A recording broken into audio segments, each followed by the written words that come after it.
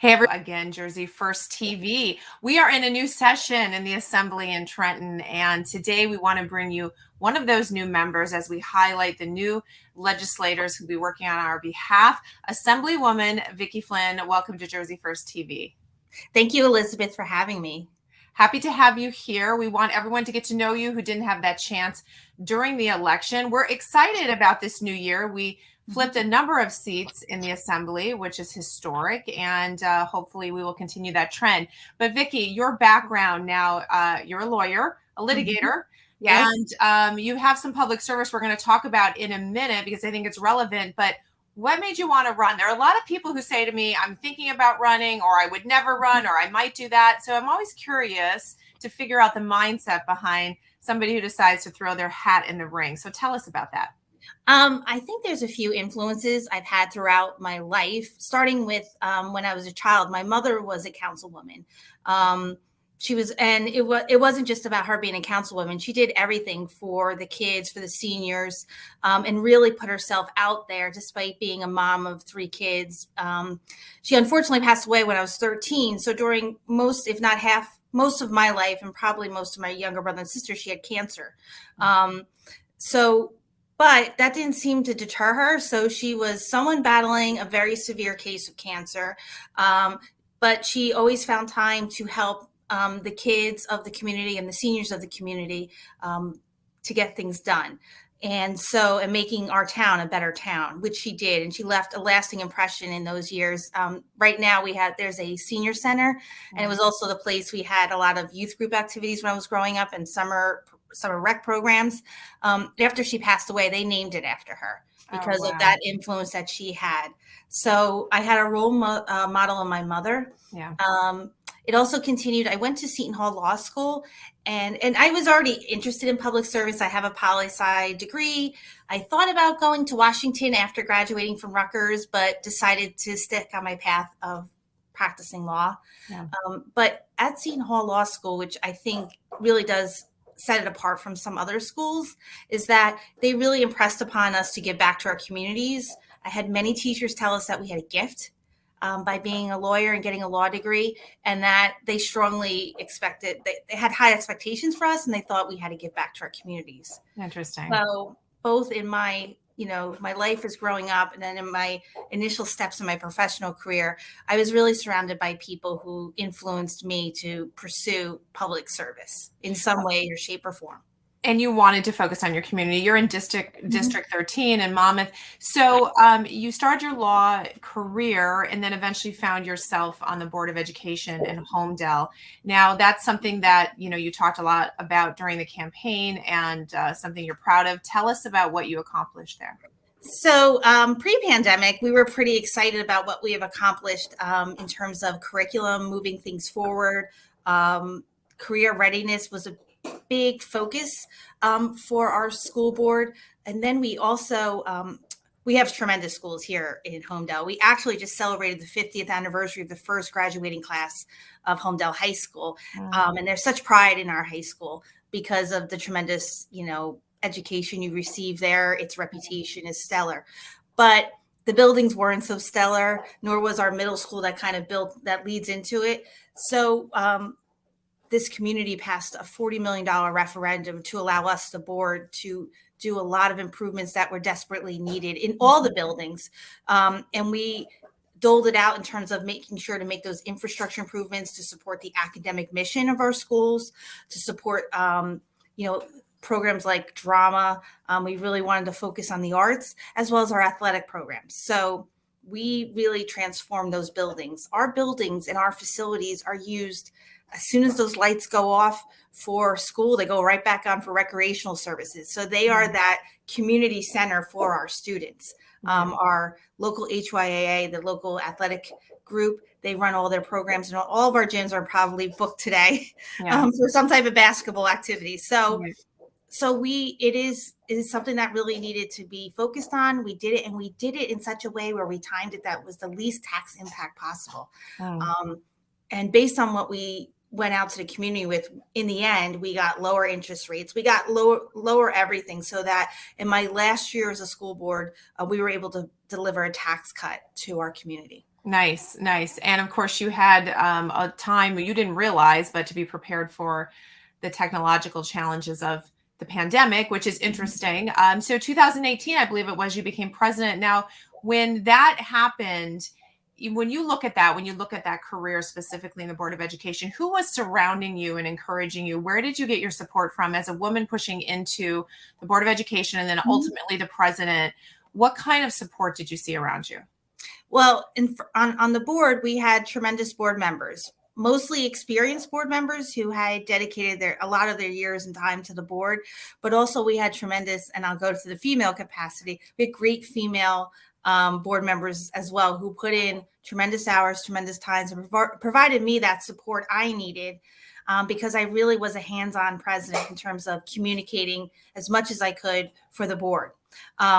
I never wanted my board members to ever show up at a board meeting not knowing what they were voting on. Mm-hmm. So we created also a structure in terms of the week before we have board meetings once a month, but the week prior we do all of our committee meetings so that there cannot be an agenda item or a presentation at that board meeting that hasn't gone through one of the committees. Oh, what a novel idea. Can you tell Trenton about that?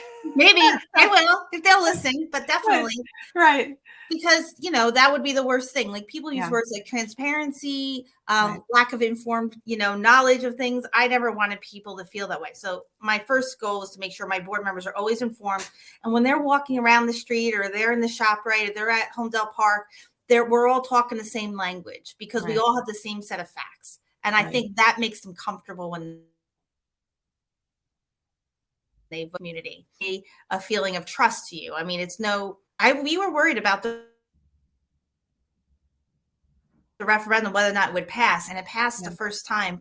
It was a strong referendum in favor of supporting our educational needs. So I was lucky to have the strong women, not only on my board, but also around me. My friends are very supportive. And those were the same people. I've been reflecting about how did I get here today? Yeah. Like, how did this all happen? Right. I've been reflecting on some stories that my kids are very involved in soccer. I have 3 girls. They all play. Through the years, I've met moms and dads from all different towns in our area outside of District 13.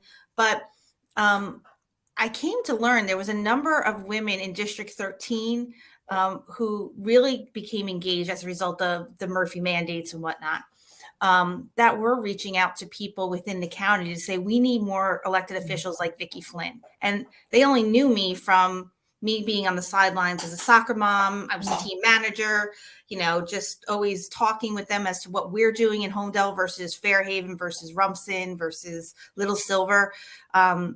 It's those connections that I've had that I've received a lot of support from. And for that, I'm thankful. I mean, and I also, Seton Hall Law School, thinking of that, I have a few Seton Hall alumni, both here in Homedale and within District 13. We're very supportive of one another. And that showed too during the election. So at some point there's a switch that flips at some point and you say, I'm running. So bring us into that a little bit more detail. When you actually decided to step out for assembly, what were the factors that made you decide that? Was it an easy decision? Did you feel support from the community to do that? Who pushed you to do that? And how did that eventually come together? I first had the support of the county committee, the Chairman Sean Golden, Christine Hanlon, and Tom Arnone. They're the head of the County Republican Committee, and they had been following. I mean, I think because of my role in the Board of Ed, I really became more noticeable because we opened schools, we were able to flip into virtual learning pretty easily. So I think I got their attention through that, and also always being a supporter of the Republican Party. So it was them. Here in Homedale, I had the almost unanimous. There was one county committee person, but the rest of them all voted for me and chose me to represent them at the assembly. So that was a critical component, and as well as different county committee. So the first step and the support I received was at this local county committee level, was where people were very supportive of what I was proposing to do. It happened probably within 45 days. Wow. But I did have to also speak with, my law firm. You have to do all those things. So my husband, my law firm, my kids, things like that. But I think everyone understands what's going on in the state really requires people to kind of go away from the status quo and start moving in a different direction. So I think there was a lot of that. And then the groundswell from, I'll call them my soccer moms, that I had no idea were reaching out to people like Sean Golden or Jerry Schaffenberger or Declan saying, we need a mom in there. We need someone like Vicky Flynn. They didn't say Vicky in particular, but they said we need more people like that in these positions to hold people accountable and get things done. So would you say that a large part of the steam behind you came from women supporting you? And do you think now, with everything that's gone on with the mandates and women standing up more and mothers really fighting for their children and for choices regarding their children in education and healthcare, is this trend continuing? And are we seeing the power of the woman again in a way that we haven't seen before? Yes, we definitely are. And the other thing, I mean, it was just everything happened at once. Remember, this was also around the time when they were doing the marijuana bill, right? Where they were taking away parental notification requirements if your child was somehow found with marijuana or even alcohol. I was dealing with that on a parental school board level, as well as in my professional capacity. I do represent towns. I represent police departments. I developed very good relationship with the chiefs of police. They still reach out to me and they'll say, Vicky, is this true?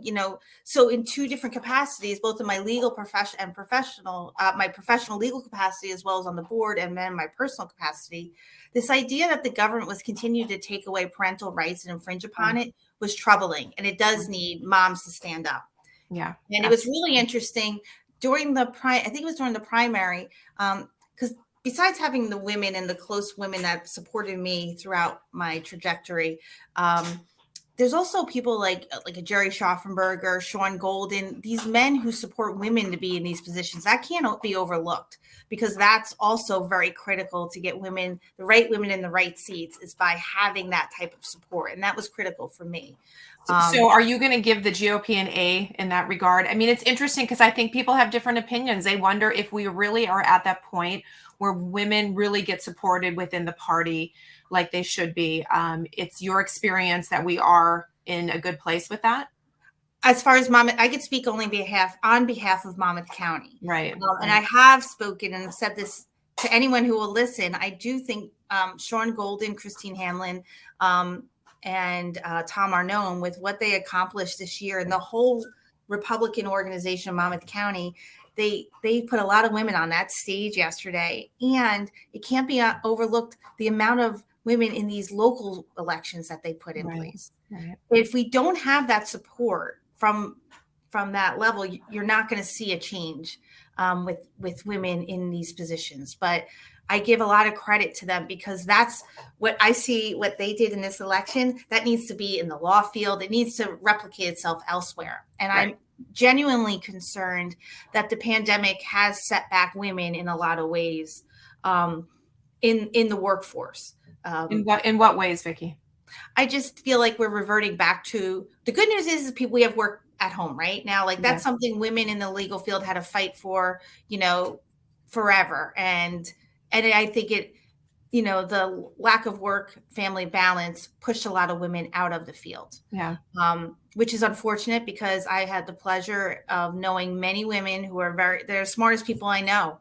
And I would hire them in a heartbeat, and they're not in these positions of leadership. It's a shame. It's a shame to the profession. It's a shame to society. So it's a shame that they felt like they had to make a choice that sets them back economically. It sets them back in their career. So and I think I've had to make a lot of sacrifices to keep my trajectory to move forward in the legal field, and made a lot of difficult choices in doing so. But I do that for the women that come behind me, because I want them to have those opportunities. Yeah, it definitely comes with sacrifice. There's really no way to say that differently as a woman trying to make an impact, right? And inspiration coming from your children, coming from your mother. I think a lot of us can relate to that. Let's look at Trenton now, because Monday was a crazy day in the last session of a bunch of bills. Some were shocking. Some came out of nowhere, some shenanigans there. And then we had Tuesday with this new Assembly and new Senate coming in. What is your hope for this next session? And do you have personally particular issues that you want to push, particular bills that you're looking to put together? Well, yesterday was interesting. I was on the phone with Jerry and I said, what are we going to do about these, public health emergencies that Murphy just declares yet again to infringe upon the decision-making authority of local boards of ed? Right. What are we doing? So unfortunately, I think Murphy is dictating a lot of what I want to do. Right. I've reached out to Governor Murphy multiple times as a Board of Ed president, and have asked him to please communicate with me on these issues. I want to help. What we did in Homedale, besides the referendum work. So after the pandemic, like once the pandemic hit in April, we're saying, well, what are we going to do to open these schools? Yeah. There's no excuses. We were opening in September. Right. What do we need to do? And we put in place a tremendous amount of infrastructure improvements to mitigate the spread of the disease. Okay. So we can have schools open safely. The goal is to make sure kids feel safe in school as well as our employees. Right. And that was what we did. And I think we've accomplished that with great success. I don't see that model being replicated elsewhere. Right. And I personally reached out to Murphy because the governor, because he is in charge of so many schools that don't have, I don't think Homedale kids have a luxury of staying home either, but definitely these children that are in some of our at-risk communities, they need to be in school. Right. Special needs community, they should be in school. I couldn't believe we were having kids with autism at home. Oh, tough stories. Oh, so tough, right? Yes. And I think, we talk a lot about the social emotional learning that's required. We just set back all of these children's social emotional learning by years, and especially in a special needs community. And it's a sin. Yeah. And I did not see at the state level what I saw with me and my fellow board members in Homedale. How do we get these kids back to school? That's what anyone and everyone should have been talking about. And they weren't. So Assemblywoman, there seems like there's something missing here, which is any coordination now between school districts. And maybe before there wasn't a need for it or foresight for it. But if you were able to do something successfully in one, why should another recreate the wheel? And with this much challenge, so that doesn't exist. How could we create that? I'm going to advocate in favor of us doing that. It's if we run and we pay for a tremendous amount of state-run operated schools in the state, I'm going to propose bills that would ensure that those infrastructure improvements are made immediately. Yeah. I mean, that if the governor came out with an emergency order that said that, I would applaud him. Right. Because I think that's the public health emergency. I don't think the things that we're talking about now are the emergency. We need to figure out how do we get schools open and the economy. The economy is not, it's barely trudging along. Barely. And I see no measures being made to address that either. No, spending is out of control, continues to be. The budget passed last summer was crazy. When you look at parents, because I look back at the election that you just won in November, and I feel like a theme there, is parental rights, really, and the voice of the parent. When you look at the down ballot wins, especially. Mm-hmm. So when you look at the parental issues, how do we address curriculum in schools where people are concerned about CRT, sometimes called SEL, other things? How do we address that? And all the way to choices that they can make for their children regarding vaccinations, regarding masks. It feels as though the parent was pushed to the side and they're demanding to come back. How will you help them feel represented? First, I will sign on to the bills that my running mate, Jerry Schaffenberger, already have put together. He's planning on carrying over. They were allowed to carry over a certain amount of bills. That's one of them. And he's generously allowed me anything when it comes to parental rights on those issues. I'm right there. These issues about critical race theory or whatnot, I'm here to tell you there's a huge learning loss out there. And I think the only exercise being done by the Department of Education right now is how are you going to address the learning loss amongst literacy? There was a ton of kids who were in third grade when you shut down the schools. Yeah. Did anyone ever address that? We have all the data shows that if you don't learn to read by third grade, the remediation required thereafter is extensive. Wow. And so then you close down these schools for these third graders. And then did you ever address those 3 months of learning loss thereafter in fourth grade? No, because the schools were closed or they were going half day. So I think, Bailey, yes, you agree, right? Absolutely. Learn how to read. That's a big issue, learning loss. I love that you're highlighting that because I really haven't heard anyone talk about that. I mean, they mentioned that it's a byproduct of everything these kids have been through, but when are we, so when do we address it? Another year goes by. I mean, we are so lagging in the development of an entire generation of kids. Yes. I mean, we're going to hit a decade's worth of learning loss if we don't really start addressing it now. So we need legislation that focuses on that. And if it has to be legislation to tell the Department of Education to do this, then I'm on it, because in Homedale, we have been measuring learning loss. We were able to get back in school full time, 5 days a week, all day by December of 2020. We were one of the first schools, and that was because of all the remediation. We started school that year in person. We had our special needs students in school 5 days a week, half day, but we had them in. But everything was half day. We went full day by December because we had finished all our infrastructure improvements. Right. We were like one of the first. There was no one doing that. So, yeah. That also allowed us to, the other thing we were able to do, we were able to start measuring learning loss. So because we had our kids in school to do so and to take tests. Right. So I think the Department of Ed should be looking at that stuff, and they're not.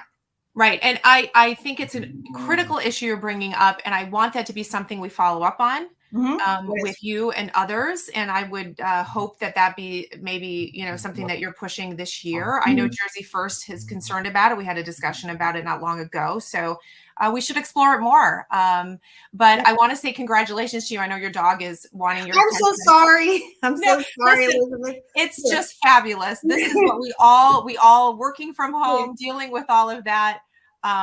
It's part maybe of. If I pick her up. There you go. There you go. Is that a she? It's a she, yeah. What's her name? Bailey. Bailey, okay. Yeah, and then I think the other thing is, like, having kids. We really got to get the kids in school, so that has to stop. And then the economy, and I think that's it. The problem, I think, in Trenton, what I notice is that there's no focused. It's not a focused intent to try to get through legislation. It's too scattered. Yes, too many initiatives. We have some serious pressing issues. So how can people reach out to you? Have you set up your office yet? Do you have staff hired? Are you ready to go? I am in the process of hiring staff. Jerry's legislative aide is helping me out a little bit too. But I'll be in Middletown on Route 35. Next to Jerry Schaffenberger's office. I don't have the address off the top of my head, but it's right past the post office building. I will have an email address, and they're setting that up, I think, as we speak. There's been a lot of emails about that today. But you can also find me at Vicky Flynn for NJ at gmail.com. Because I'd love to always hear from our constituents. The best part of running an election, quite honestly, is getting out there and talking to everyone. Jerry and I did a tremendous amount of walking.